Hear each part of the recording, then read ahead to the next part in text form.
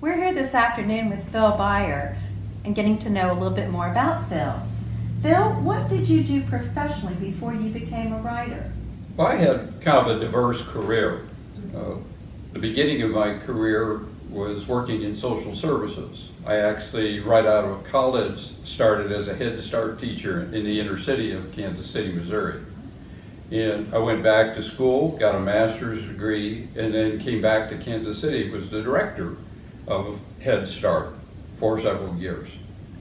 I decided to look beyond Head Start, and I went back to school and got a master's in business administration, and decided I wanted to get into business and started working with large companies in Kansas City to be able to develop and manage employee benefit programs like medical programs, pension plans, 401ks. Mm-hmm. And so the bulk of my 35, 40-year career is dedicated to managing and investing money primarily toward the end of my career. Mm-hmm. You have been involved in the prison ministry for some time. Can you tell us a bit about that and how you got to have that calling? Well, I got involved in the prison ministry in a little bit of a roundabout way. I started writing a book, as you know, and I asked Joe Bonker, who has been involved in the prison ministry for close to 12 years, to review some of my stories.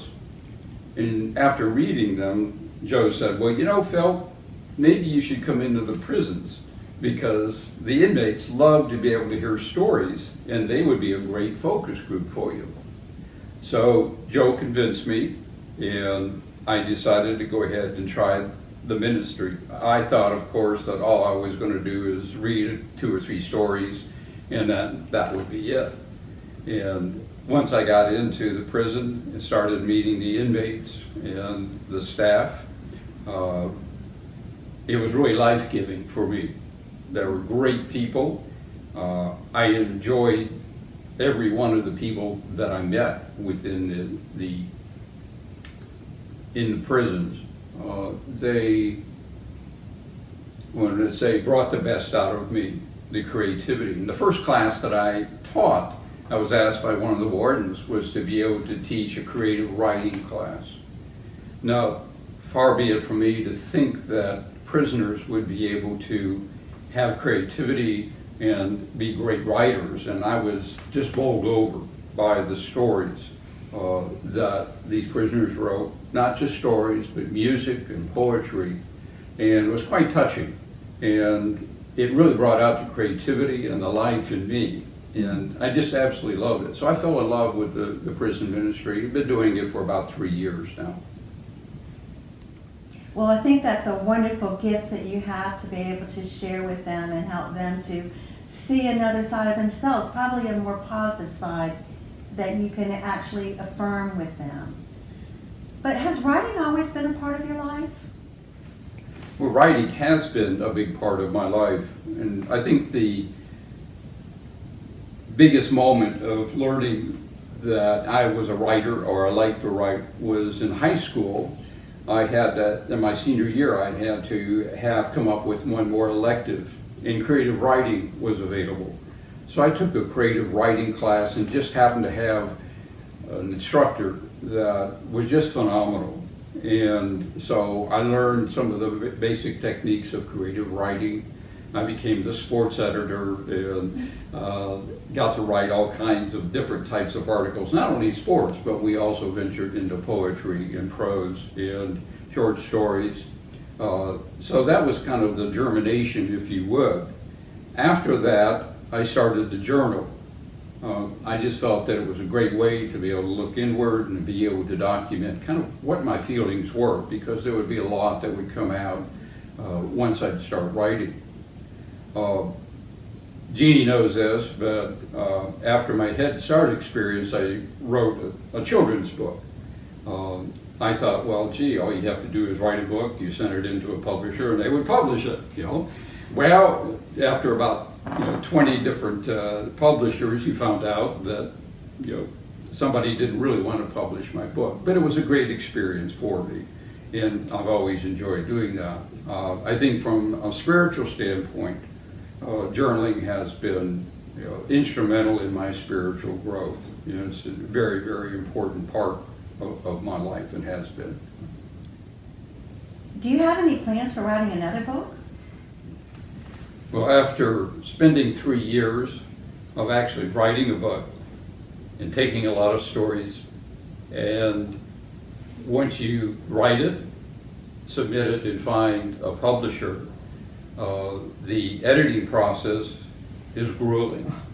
Even though my book was only 100 pages long, the amount of work and rework is a lot of work. The other thing I learned about book publishing in books in general is that you have to promote them. I never really wrote the book to be able to be a bestseller, never had that expectation.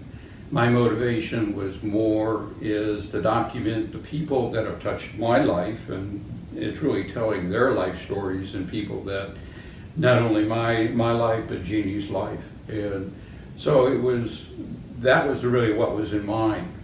To write another book, I'm not ready to be able to do that at this point. And the part of the question is, do I really want to promote the current book, or is it has already accomplished what it's set out to do as far as documenting or telling about the people who touched my life. If I were to write another book, it would probably be a children's book. Try it again. Not the same book, but try some other type of book. And I have some ideas. I've already started on some stories. May not get them even published. I may just do it for fun. We'll see where that goes. Is there a scripture that you find yourself turning to often now during these times?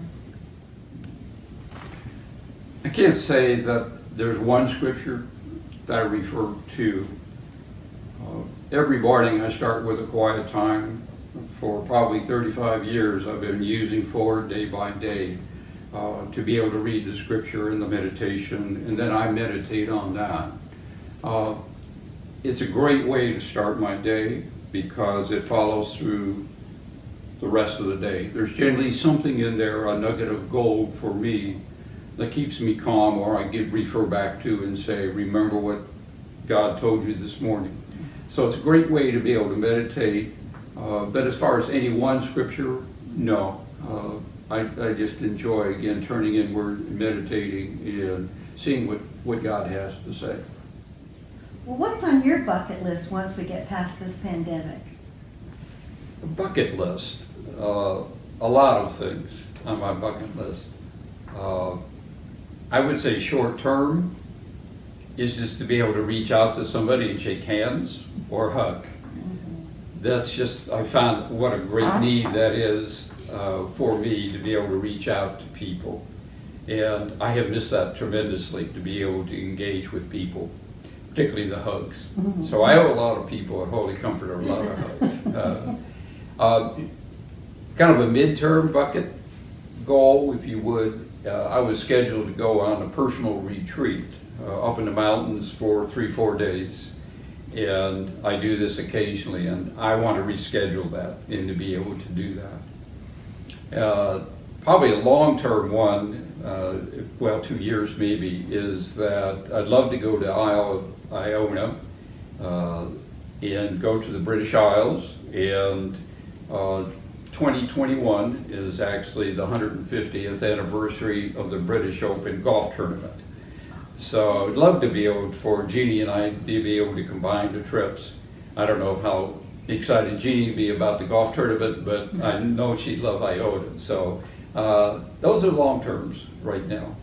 Yeah, that's as far as I can look out at this point. Well, I think those are some great plans, and it helps us to focus and be positive when we set some plans out there, doesn't it? It does, absolutely. Phil, it's been a pleasure talking with you this afternoon, and thank you for being such a wonderful parishioner. Well, thank you very much.